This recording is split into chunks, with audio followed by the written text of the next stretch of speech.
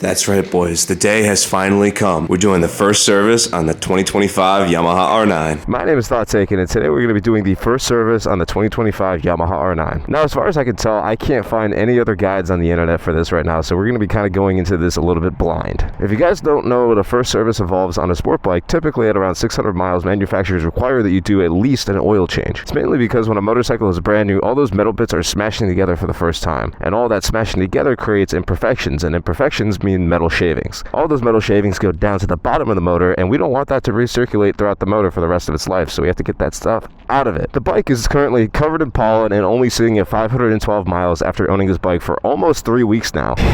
Yeah, I know. Listen, I live in Cleveland, Ohio. Unfortunately, it rains a lot here, and ever since I bought this bike, we've been on a rain streak. I've been trying to ride this bike when I can, but I've been traveling a lot as well and riding different bikes, and so it's been difficult. But 512 miles is close enough to that 600 mile mark for me. Changing your own oil on a motorcycle is actually extremely easy, and it actually helps you form a little bit of a better connection with the bike. And especially on a bike I assume is probably going to be pretty easy to change oil on. I think this is one that you can probably do yourself at home. It also saves you a ton of money in dealer fees. Let's get on our merry way, shall we?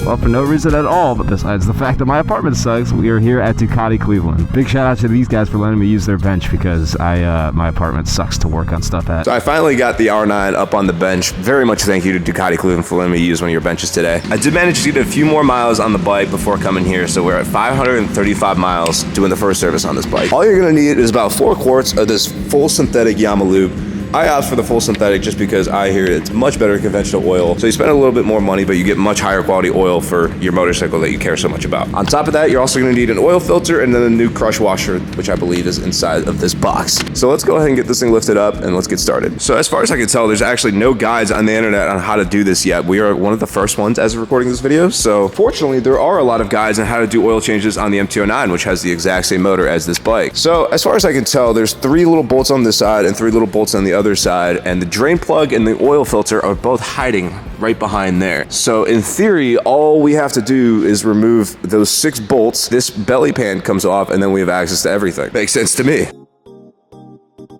Okay, now we have to remove this panel somehow. I don't know how quite. I've never done this or see. There's no guides for this online, so I don't know how to really do this. Progress. There we go. It's supposed to come out. Oh, wait. I think I figured it out. You're supposed to like pull. There we go. You just pull. Yucky. All right, let's get that out of there. So as you guys can see, it's all one giant panel. It is quite literally only 6 bolts to remove that belly pan. And now we have full unadulterated access to not only the oil filter, but the oil drain plug. So I suppose when in doubt, use the power tool. So far, at first glance, the oil is a little bit dark. But if we shine a light at it, you can see there's a little bit of metal glitter in there. But honestly, out of all the bikes I've ever worked on, that's not really too bad. To be honest with you, metal shavings aren't really the best measurement of how reliable a bike is going to be. It's a little bit interesting for sure, though, to test this every single time we look at this. But to be honest with you, I've seen a lot worse, and this is probably one of the better bikes I've seen. So if you're worried about your Yamaha R9 being unreliable because it's just shredding metal, I wouldn't really worry about it too much. Next up on my list, we have to get rid of that oil filter that's kind of being tucked up there. Because this is in a little bit of a difficult spot compared to the MT-09 tutorial that I was watching on YouTube the night prior, ideally I want to use this oil filter wrench, which should hopefully pop right on there if I can get to it without touching the hot exhaust. I keep touching the exhaust little bits at a time and it hurts. Stop it. Remember, righty-tighty, lefty-loosey. Please do not tighten your oil filter on the bike further. Here we are. Oil filter is removed. And just like that, I'm not seeing any metal shavings in the oil filter either, so this is a very clean running motor. What I really like about the R9's oil filter is see how it doesn't drain onto anything? It's just kind of up there in its own spot. This is unlike a lot of other Yamaha bikes, like the R6 has the oil filter right up here, so it drains on the entire side of the bike. On the Yamaha R1, it's right on top of the headers, and so all the oil will get all over your headers, and it looks really ugly and stupid. But on the R9, nope. Yamaha designed this really intelligently, and so it's just right up there. And so when it's draining, it just drains all directly into this drain pan instead of all over the headers or onto the bike itself. Good job, Yamaha. I like that. Really cool feature about the Yamaha R9. These are actually the same spools that I use on my Yamaha R6. So if you happen to be upgrading from a Yamaha R6 and still have some of your old parts, you'd be very happy to know that a lot of these parts are interchangeable. Literally the exact same parts that I'm using for my R6 on this bike. This is what living in Ohio gets you. It gets you a bike that's covered in pollen and not being ridden enough because it's been raining this whole time. I also like using these bits of cardboard that kind of shield the rest of the bike from getting all this chain cleaner on it. So we just spray down the chain and then wipe it down. I like this R9 has this little notch. It's like a little bit of space between the swing arm and the rest of the bike. It holds the cardboard in very nicely. I like this a lot. The R9 is a very practical bike to work on. This has been good so far. And just like that, I think we probably have the nicest chain on this entire platform. After we're done cleaning the chain, we can't just leave it bare, so we have to put chain lube back on this bike. It's a very similar process and honestly a lot easier because all we have to do now is just spray down the entire chain. I like to give it a nice consistent stream as we go up and down. You don't need this chain to be drenched in chain lube. It just needs to cover all the important bits, which are the rollers in between the chain link. But as far as this stuff is concerned, we can put this stuff away. In order to adjust the chain, you want to start by using a 32mm socket. Matthew with power tools. I know this is a crazy experience right now. I'm tightening this to about 88 foot-pounds because that's what I feel like is safe on this bike. There were some reports of people tightening these down. I think the manual says like 107 foot-pounds. I think that's a little excessive. Let's try not to make this impossible to get back on next time we want to take this off. So, of course, you should always follow what your manual says. This is just kind of my personal, this is what I feel comfortable doing. So you can feel free to disagree with me, but I worked on my bikes for many years. It's totally fine. Now here's the most exciting part about changing oil on your bike. It's actually putting the oil drain plug back on. I always advocate for following the manual though. Please, engineers will know better than you. But there we go.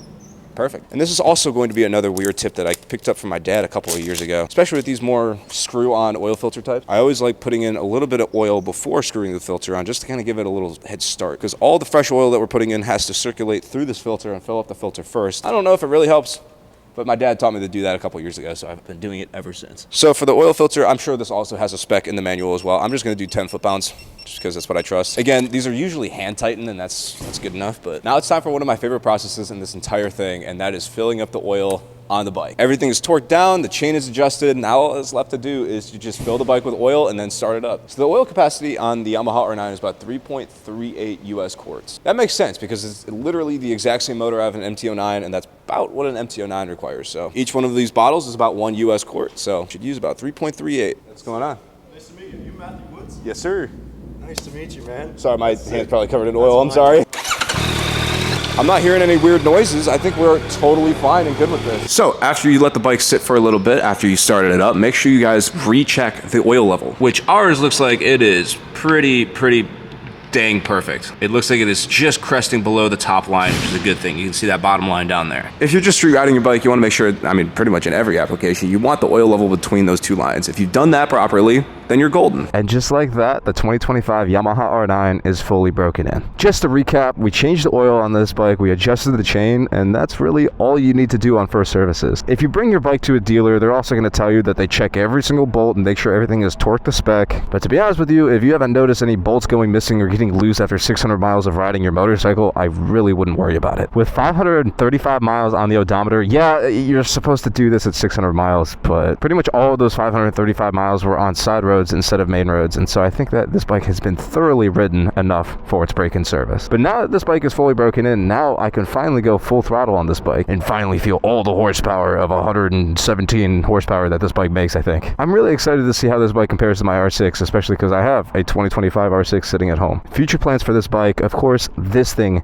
needs to go. We need to get myself a nice little flip plate set. No, I'm joking. No, we need to get a nice little flush mount so that way we can clean up that rear end a little bit. And then, of course, because I live in the good old US of A, we have to get rid of that exhaust as well. I do have a full exhaust on back order. Unfortunately, it's about a month out. And after we get that exhaust, we can finally get this bike tuned, which is excellent. Funny enough, the stuff that I've been learning about this bike within the 600 mile mark, did you know that this bike tells you the weather? Right here, it's connected to my phone, and if you dig through the settings, you can actually review this stuff while you're moving on the motorcycle. Boom, right there. I don't know if you guys can see that with the sunlight glare, but it tells you the weather and the week of the weather. Look, it's not going to rain for the next 3 hours. You know how I know? My bike tells me. On top of that, I can also read notifications. I can read text messages. It's so cool. This bike literally has everything you could possibly need. So let's go ahead and get that cold start after the break-in.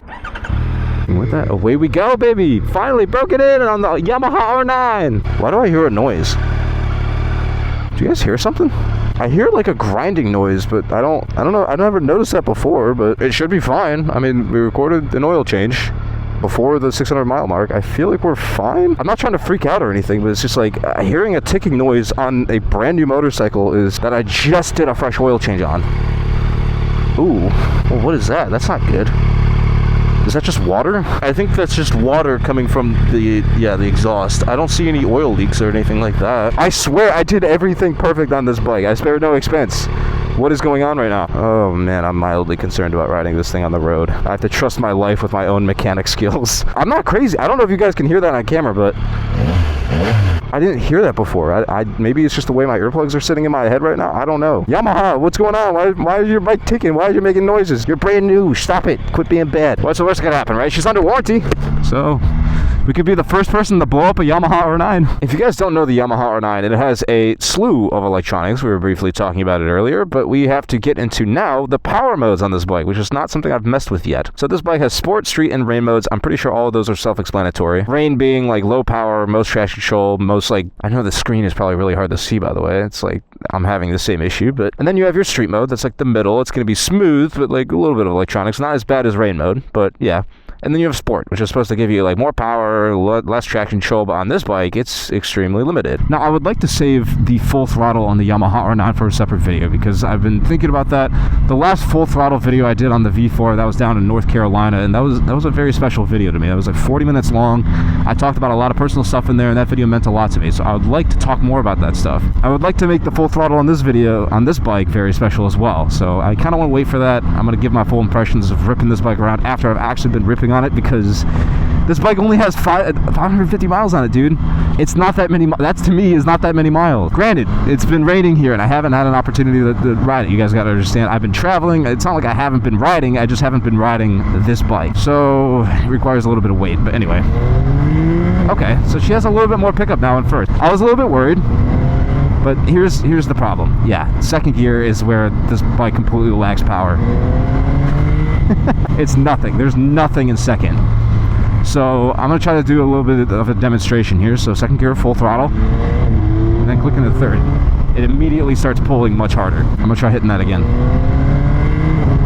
Yeah, as soon as it clicks into the third, you can just feel it pulling way harder. There is a big hole in the power band in second gear, and that's unfortunate. And that's going to be something that you get a tune for and then hopefully get tuned out of there. So here's the deal with the last R9 video that I made. Well, not the last one, but the reveal video that I bought this bike. A lot of people got the impression that I just didn't buy that I didn't like the bike, and everybody was like, why'd you even buy it? Why'd you even buy your bike? It's very unfortunate because a lot of the good stuff I was saying while I was actively riding the bike, which got cut because the microphone wasn't properly plugged in. You couldn't hear me while I was riding. So the entire reveal video was just me like dogging on the bike and kind of being negative, which is good because I'm trying to, it shows my integrity. Like, I'm not just going to buy a bike and just glaze it the entire time, but there's a lot of things about this bike that while I've been riding it that have been really good. First of all, the throttle on this bike, I talked about it in my night ride video.